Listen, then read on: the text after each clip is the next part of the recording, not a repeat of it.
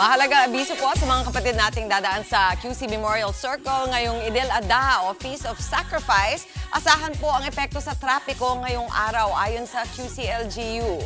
Para sa dagdag pang detalye, live na live ngayong morning doon si Traffic Tito Mondi Lopez. Tito Mondi, good morning. Ano ba ang dapat tandaan ng mga kapatid nating babiyahe today? Good morning. Yes, Tito Mon. Yes, Mami Chiki, Team Commute na naghahanda na kanilang almusal. Kaway-kaway po sabay. Hey! Ito na Mami Chiki, meron na po tayo mga kapatid na Muslim na pailan-ilan na po nagsisidatingan dito sa Quezon Memorial Circle at ilan nga po sa kanila dito, dadaan po dito sa ating underground pass. Ayan po, may mga kapatid tayo. Iba, kasama na kanilang mga anak din. Tapos yan pong underground pass, ito po yung pagtawid nila dito po sa may Liwasang Aurora. Pakita po natin, pihit po natin, ayan, ang Liwasang Aurora po para po gunitain nila ang tinatawag na Idil Adha o Feast of Sacrifice. Kaya po, kung kayo po ay mga dadaan po dito sa Quezon Memorial Circle po, aasahan po natin na meron po mabigat na daloy po ng trapiko ngayong umaga hanggang alas 12 po ng tanghali. Pero wag po kayo mag-alala mga kapatid dahil po may mga tauhan po ang Traffic and Transport Management Department o TTMD, pati na rin po Department of Public Order and Safety o DPOS po para po i-assist po yung mga kapatid natin dito. Ito pong ginagawang Idil Adha ay isa pong malaking okasyon po para sa mga Islam para po sumisimbolo po ito ng pananampalataya, sakripisyo at pasasalamat. Kaya naman ito, kumustahin natin si Sir Rene Villapando po, isa sa mga supervisor po ng Traffic Operation Division. Sir, good morning Sir Rene. Good morning kapatid sir. Good morning. Sir Rene, ano pong paghahanda pang sinagawa po natin dito po sa Quezon Memorial Circle po? Unang-una po, nagdagdag po kasi kami ng personnel na pumasok. Tapos ganun din po yung deployment, mas maaga ngayon. Kasi ang expected po yata ng government, city government, is more than 2,000 yung mga kapatid nating Muslim na pupunta dyan. Ganun din, meron din mga park goers na makikisabay dyan. So, mas marami po talaga. So, yung dati po, ilan po yung bilang niyo, yung normal na bilang po na ina-assess? Mga nasa 20 lang na dinideploy. Ngayon, mga nasa 50. O more than yun. So, kasama na po dun yung yung Special Operation Group po ng TTFD. Sir, hanggang anong oras po kayo dito ma-assign po lahat? Hanggang lunchtime po para ma-monitor po namin yung event sa lab ng. So, wala bang security na isasagawa dito na precautions? Tungkol naman po sa security, meron naman po dito sa loob po ng circle. Pero mostly ang sa amin po sa traffic, regarding po nung halimbawa mag-overflow yung traffic mga park po dyan, pwede naman po dito sa loob ng Quezon City Memorial City Hall po. Yun muna Sir Rene, marami pong salamat. Ayan muna Mami Chiki ang ating live update mula dito sa Quezon Memorial Circle. Balik sa inyo yan. Maraming salamat Tito Mondi at muli pagbati ng Eid Mubarak sa ating mga kapatid na Muslim.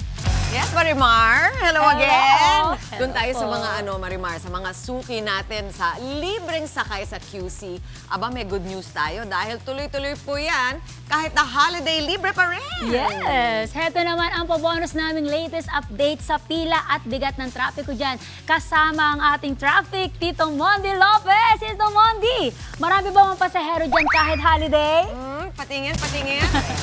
Nasaan na? Up, standby po. Standby. Kayo na. Kayo na. Yes, Marimar! Mami Chiki, teka, Marimar. Eto na, Team Commute, kaway-kaway sabay. Siyempre kasama natin ang ilang mga ating representative dito, di ba? Talagang mapapa. Ow! Eto na. 1, 2, 3, let's dance. 1, 2, 3, go. Mama, you get it. Direct, follow the music. Ayan, okay. You get it, mama, you get it. Okay, ready. Ikot. Si Mama Dad. Get it. Very good. Ito na. Kasama natin ang Quezon City TTMD. Si Ma'am Rebesa, si Sir Parademo, si Ma'am Moded. Ito, pinaka-special natin. Sir Balboa, sir. Tara lang.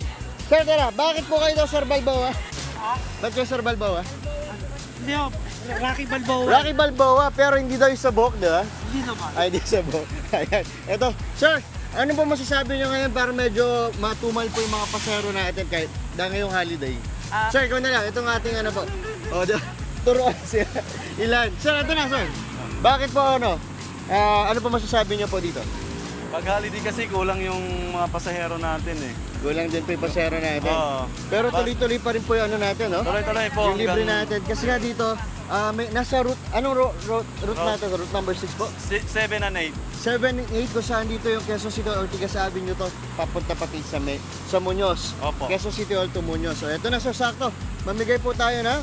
Oh, kamote. Kamote kayo dyan. Kamote chips. Ito na dito nga, Marimar, Mami Chiki talagang ang dalang. Kadalasan dito yung pila. Salamat sa Channel 5. Ano po, ayan, may sinasabi si Maraming Sir. salamat sa Channel 5. Wala pa kayo nakukuha. ito pa lang, oh, ayan. Thank Ulit you. po. Channel 5, maraming salamat. Very good. Oh, sir, ma'am, tara sama kayo, mamigay tayo dito. Ay, sakto. Mukhang may nagkakaabutan dito. Dito tayo. Ito, tira natin. Ito, dito, mami. Mami Jiggy Marimar. Hops! Wala pong kikilos. Ayan. Wala pong kikilos. Sir, ito sa TV5 po kami. May libre kang kamote chips. Saan po kayo galing? Saan po kayo galing? Mukhang galing kayo ng outing, ah. Latex po. Ano po? Latex po. Saudi. Latex po, latex. Latex, papasok po kayo. Apo. Ingat po kami, kamote chips kami. Yan muna natin live update dito sa Quezon Memorial Circle. Balik sa inyo. Mami Chiki and Marimar, let's dance! 1, 2, 3, go! Marimar! Pinapasayaw lang naman talaga tayo. Yes! Yeah. Maraming salamat, Tito Tito Mondi! Mga kapatid, Mondi Lopez po, manatiling updated sa lagay ng trapiko sa mga pinakaabalang kalsada sa Metro Manila. Mag-follow at subscribe na sa social media pages ng News 5.